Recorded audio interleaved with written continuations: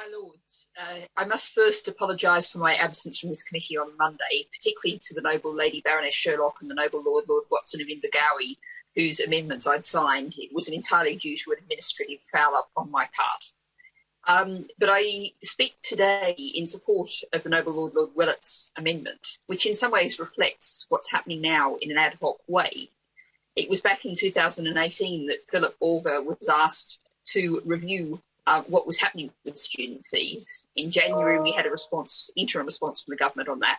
But according to The Guardian, at the start of this month, we're going to get the full government's full response soon. We're looking at a 4 or 5 year kind of time period, the same thing as is proposed in this amendment. Now, what we're hearing about the debate that's going on behind the scenes before we get that response is talk of tuition fee cuts, a cap on student number for certain courses, and minimum qualifications, which are all designed to lower the costs to the government of financing the student loan system. Now, the fact is that when tuition fees were set at £9,000 in 2012, the intention was to have inflationary increases each at regular intervals. But since it was raised to £9,250 in 2016, the fees have remained at that level, while the real value has declined by 12%. It's notable in this context, as the noble Lord Willett said, that this is an intensely political issue and decisions are very likely to be made in an ad hoc, highly political way.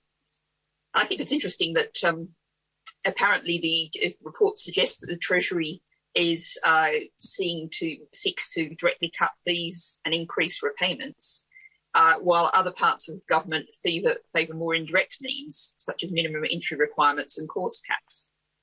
And I think we really have to think about that latter approach in the context of the bill we're debating now, which is focused on the need for more skills, more education. Yet what we're expecting sometime soon is a proposal from the government that will actually squeeze down, reduce people's access. And I do think we have to look at where we are. More than £17 billion is being loaned to students each year. The value of outstanding loans has reached £160 billion, and it's expected to be £560 billion by the middle of this century at 2020 prices. 75% of students will not repay their loans. That means a whole generation, half of the people in one single generation, going through life with that 30 years with that weight resting on their shoulders. And we're in a situation now where and stressing the need for this review. If we think about COVID, this descended on us, society changed enormously, and we don't know in this age of shocks what changes will be arriving in future. Now, the noble Lords of Willets reflected that the government would probably not welcome this amendment, the whole issue of fees being so difficult and controversial. But I would agree with the noble Lord's reflection that this magnifies the need for a systematic, planned, guaranteed measure of review. You could even argue that this makes it easier for ministers. With this on the face of the bill, this is a review that has to happen, is set into the government timetable. The practical reality is what we have now is a fantasy. They're called loans. Most of the money will never be paid back.